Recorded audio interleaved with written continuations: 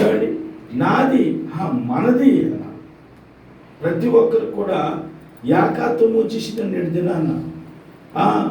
ఇది నాది, అది నాది అంటే దేవుని బిడ్డరా, మనది అనేటువంటిది మంచిది, నాది అనేటువంటిది నాశనానికే తప్పించి దానిలో ప్రయోజనం కూడా ఉండదు.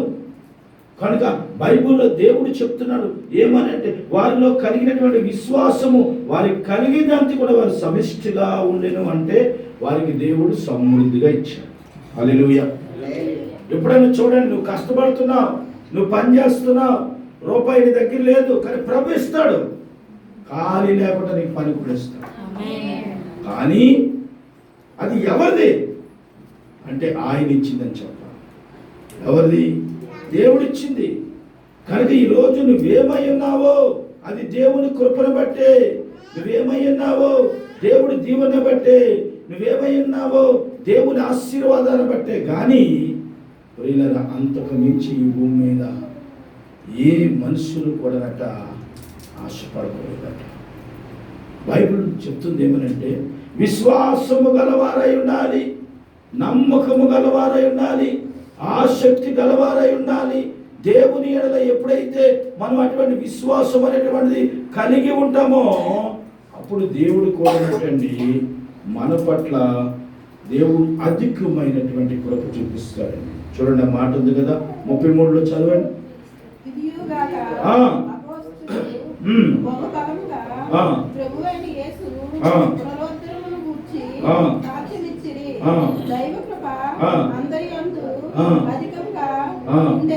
ఉండెను. హల్లెలూయా. ఏ కృప ఉంది అందరి మీద కూడా?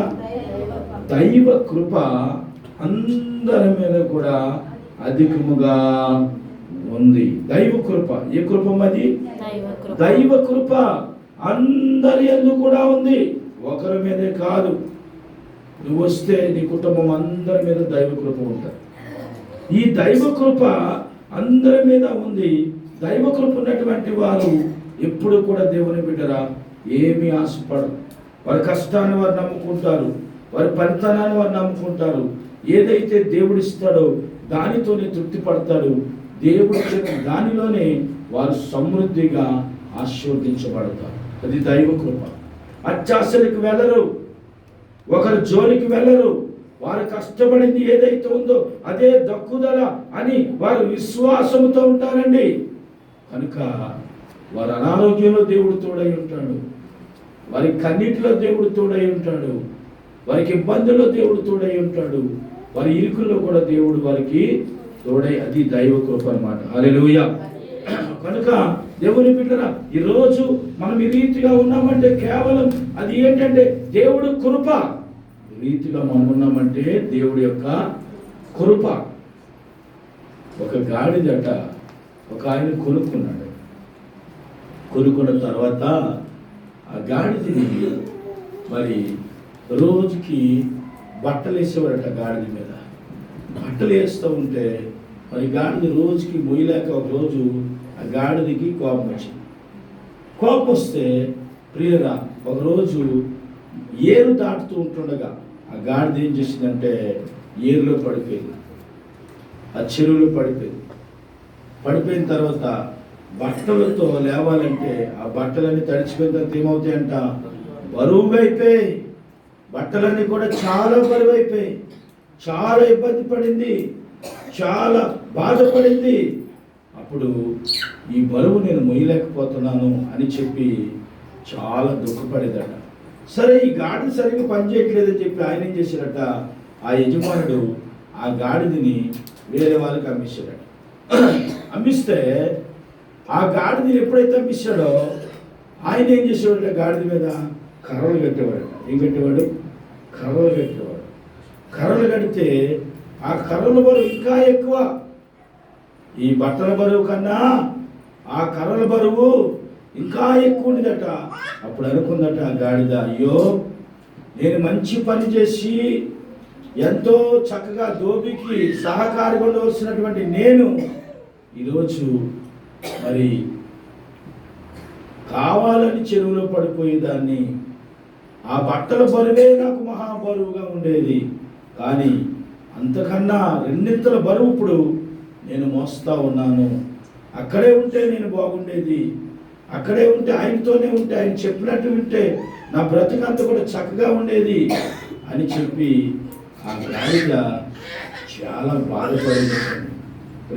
రోజు చాలా బరువు కట్టేట గాడిద మీద కొనుక్కున్నటువంటి కర్రలు ఎక్కువ కట్టేటట్టు, ఎక్కువ కడితే నల్లకపోయింది, బాధపడింది, దుఃఖపడింది, వేదన చెంది.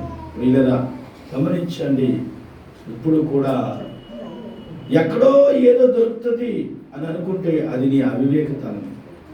ఎక్కడో ఎవరో ఏదో పొందుకుంటున్నారు అని అనుకుంటే అది నీకు అలసత్వం. ఎక్కడో ఏదో సంపాదిస్తున్నారు అంటే ఇవన్నీ వినడానికి బాగానే ఉంటాయి, కానీ నీ దగ్గరికి వచ్చేసరికి ఏమీ కూడా ఉండవు.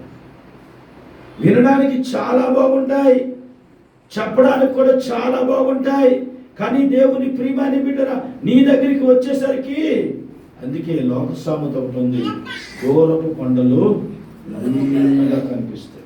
ఆ లోపలిలో వెళ్తే ఆ పైకి ఎక్కుతూ ఉంటే గచ్చ పొదలు, ముళ్ళ తుప్పలు, అనేకమైనటువంటి భయంకరమైన జంతువులు అన్నీ కూడా కనిపిస్తూ ఉంటాయి. కనుక దేవుని ప్రియమైన బిడ్డరా ఈ గాడిది కూడా అలాంటి తలంపుతోనే ఉంది, అలాంటి ఆలోచనతోనే ఉంది. కానీ బాధపడింది, ఎంతో వేదన చెందింది. కానీ అయిపోయిన తర్వాత, ఒక తీర్మానం తీసుకున్న తర్వాత, ఒక నిర్ణయం తీసుకున్న తర్వాత దేవుని బిడ్డరా ఎవరు కూడా ఏమీ చేయలేనటువంటి జీవితాంతము కూడా గాడిద చేసినటువంటి పనికి బాధపడుతూనే గడిపింది జీవితాంతము కూడా. కనుక ఎప్పుడు కూడా మనం తీసుకునే తీర్మానం కానీ, మనం తీసుకునే నిర్ణయం కానీ బాధ ఎక్కువ పెంచుకోవడానికి కాదు, బాధని తగ్గించుకునేటట్లుగా మనం ప్రయత్నం చేయాలి. బాధ ఎక్కువ పెంచుకున్నా ఆ బాధ నువ్వే పడాలి. బాధ తగ్గించుకుంటే ఇంకా కొన్నాళ్ళు బతకొచ్చు, ఆయుష్ ఉంటుంది, ఆరోగ్యం ఉంటుంది. దేవుని బిడ్డరా ఇంకా అనేకమైనటువంటి జీవితంలో చనిపోయి ఎవ్వరు ఏమీ సాధించలేరు. కొన్నిసార్లు కొన్ని నిర్ణయాల వలన జీవితాలే పోతున్నాయి. నేటి దినాన్ని మనం చూస్తూ ఉన్నాం, జీవితాలు పోతున్నాయండి. చాలామంది కొన్ని నిర్ణయాల వలన జీవితాలు సర్వనాశనం అయిపోతున్నాయి. ప్రియులరా ఒక చిన్న ఆలోచన, ఒక చిన్న తీర్మానం, తొందరపాటు పడకుండా ప్రభువా నేను ఈ పని చేస్తున్నానయ్యా నువ్వు నాకు తోడుండు అని అంటే, దేవుడు నీకు తోడుగా ఉంటే ఒకవేళ నీ ఆలోచన ఏమైనా ఉన్నప్పటికీ కూడా దాన్ని సరిదిద్ది దేవుడు నిన్ను పైకి లేపుతాడు. హల్లెలూయా, దేవునికి స్తోత్రం.